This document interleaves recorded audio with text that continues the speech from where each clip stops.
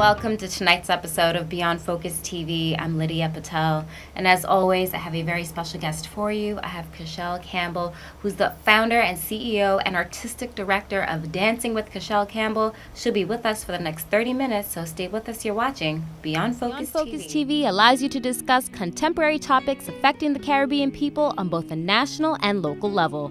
The show features informed guests who offer insight, debate, and evaluate various issues. Beyond Focus TV builds on the station's mission to provide useful information to the Caribbean people in New York and abroad.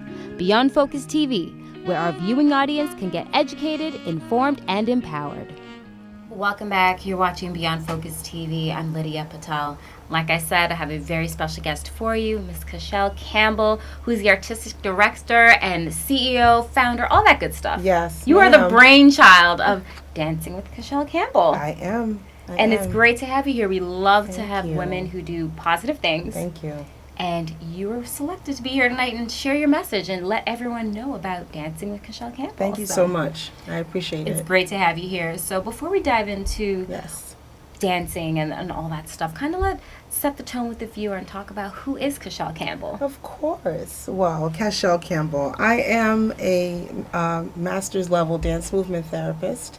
Most people will be like, what the heck is what that? What does that mean? So dance movement therapy is the marriage of psychoanalysis and movement behavior, which is designed to serve all individuals on a clinical level, and it helps to produce positive outcomes of emotion, cognition, and relating, self-esteem as well.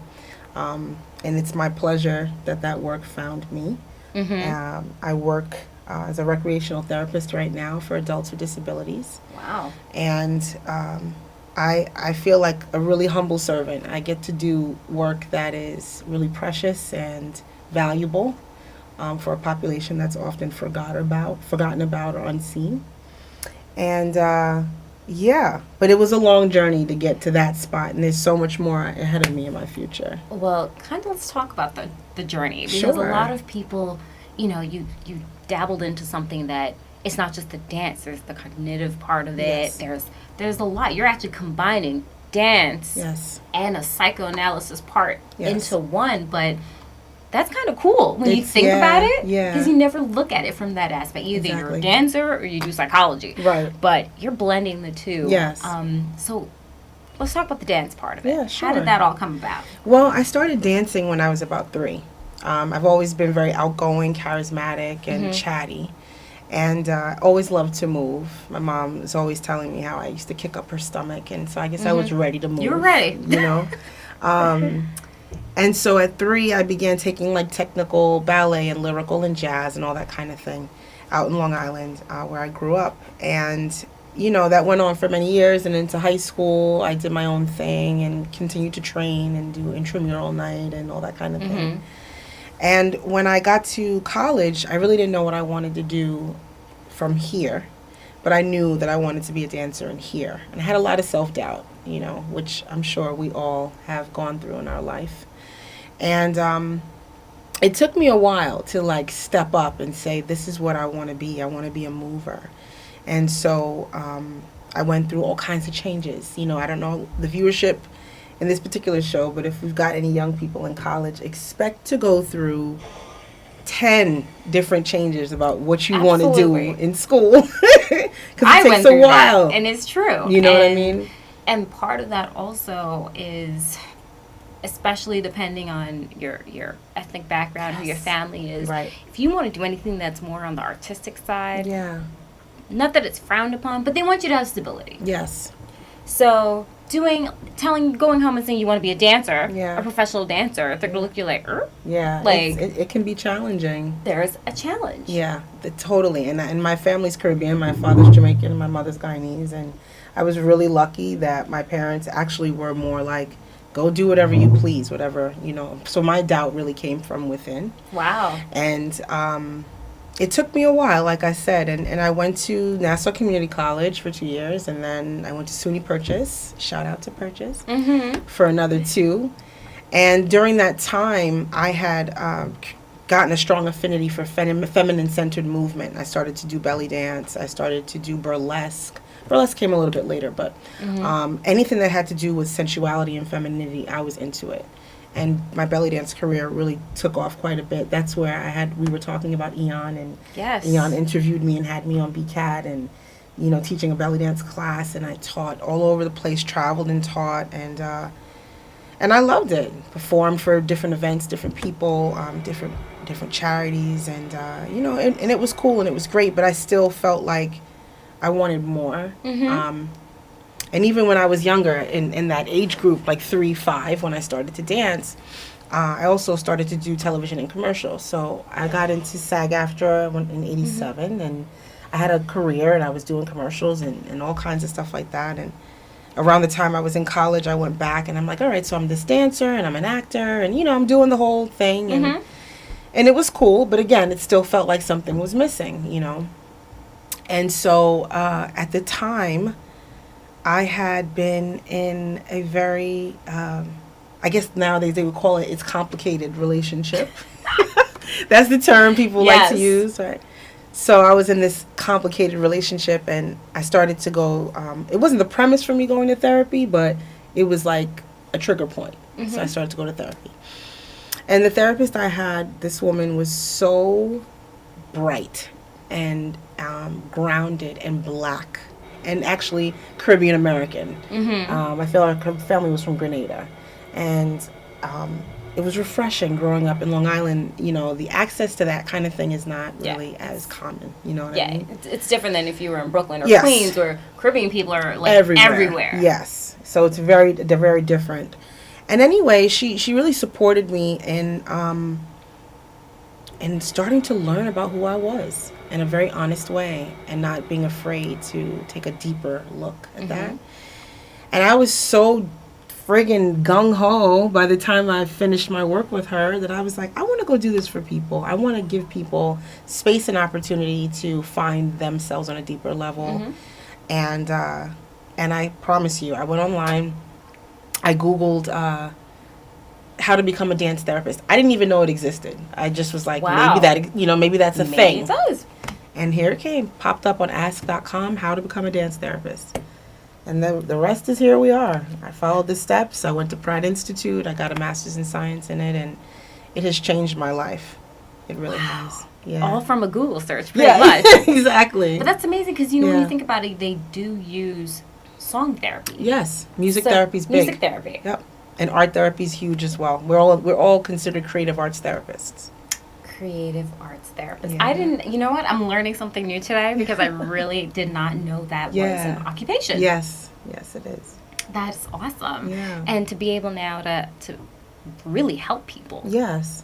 Through that. So describe a typical session. Because is it through sitting down one-on-one like this? Are you moving? Like, what's a typical session? So the thing about it is dance movement therapy, people get intimidated by the word dance, right? So usually if I tell someone that clinically, they're like, no, don't make me dance, you know? Yeah. But then there's the movement part, and we all move. And so the movement aspect includes like what I just did here, you know, our posture. You noticed that when I came in, right? Our posture, one of the founding kind of standpoints of dance therapy is that your posture affects how you face the world, you know, and it's true. If you take a look around, you'll see that people generally can tell you how they're feeling in their body. They don't have to say anything to you.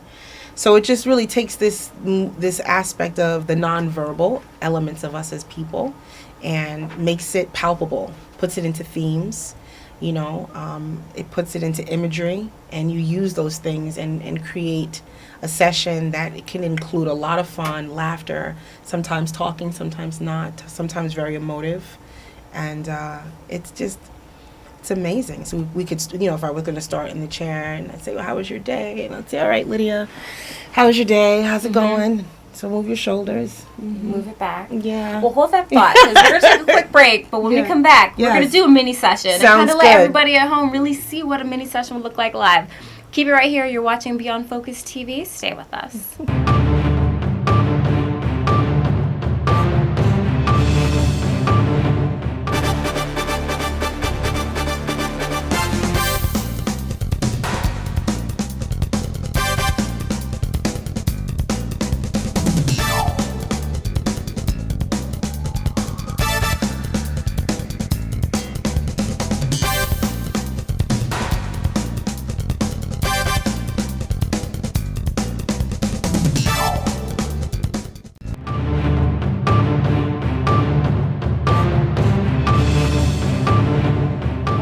back. You're watching Beyond Focus TV. I'm Lydia Patel. So, Cashel, Yes. we're going to do a session. We're going to do a session. Let's let everyone at home see kind of what it would be like if they were to book a dance therapy session and what it entails, because, like you said, it could be a little bit intimidating. You hear the word dance, you're like, oh, I don't know if I can't dance. I can't do this. Right. But we all move. Yes. We all do move. So just like technical things. So essentially with the sessions, it would be the same as if you decided to go to a therapist, right? So it's less interactive than a class, but more personal, like a session you would have with a therapist, right? So that might invite, so you can put the Sure. here, right? So I'd say to you, all right, Lydia, how are you? I'm good. How are you? I'm okay. A little tired, but I'm good. I'm Good. good. So let's just start to get some movement in your shoulders. What brings you in today to this moment? Just wanting to explore a little bit. Yes. Explore a little bit more about self. Yes. Stretch open. Yep. And close. About yourself? I think so. Okay. I've interviewed several life coaches and therapists, and I have an interest in wanting to dabble in, not to be one, but to maybe sit down with one. I think there's always stuff you could uncover and discover about yourself, so it's nothing negative. Yes, this is good. Fan ourselves. Yep. It is hot. Right, it's a little warm, right? Awesome. Good. And take a deep breath in. And exhale. And inhale. And exhale. Do you have anything in your body that feels uncomfortable, or anything that was bothering you today that you feel like you might be holding someplace in your body? Not today. Okay. Not today. But some days I do. As we all do, right? Some days I do. Yeah. I think a common area, especially as women, I don't know what the men do, but it's a common area that I find stress in our bodies, or like here. I was literally just thinking about that earlier. I'm like, that bone in the back of my neck was hurting me a little bit today. Yes. But I do sit at my day job. I sit Right. quite a bit. Right. And I was like, you know what? It's kind of feeling a little bit tender. Right. So let's roll it up. This is a gift. This little section, this little micro session. Good. And try to reverse that. And breathe. I almost forgot to breathe. We always do. Good. And bring your head right straight on up. So totally not a full session, right? But you get the feel of how it would be and how it would start off when you decide to do that. So let's say someone decides to come in for a session. Do you usually do like a pre-analysis of what you would cover in the session, or is it usually freestyle? So basically with dance movement therapy, almost like nursing or being a doctor, before you can practice, you have to have a license. So for me, at this time in my career, I'm a master's level registered dance movement therapist, which means that I cannot do work in a clinical way, like with insurance, that way. But I can call my work something similar, like, you know, movement with soul, or therapeutic design movement with soul, or, you know, I can jazz up the words. I actually had an event that I was a part of this past Saturday in Brooklyn, and it was like a whole healing day for artists, and it was my first time taking on clients outside of, usually I work in a group, but it's my first time taking on people one-on-one and doing, you know, therapeutic modeled sessions, and it was so powerful. Because essentially what's really happening, I think when people think about therapy, they think about shrinks or someone getting in their head, or, you know, I don't want to be exposed, you know. But when the reality of it is that it's someone holding your hand and helping you get to know yourself better. And the better we know ourselves, the more possibilities we really have for expansion.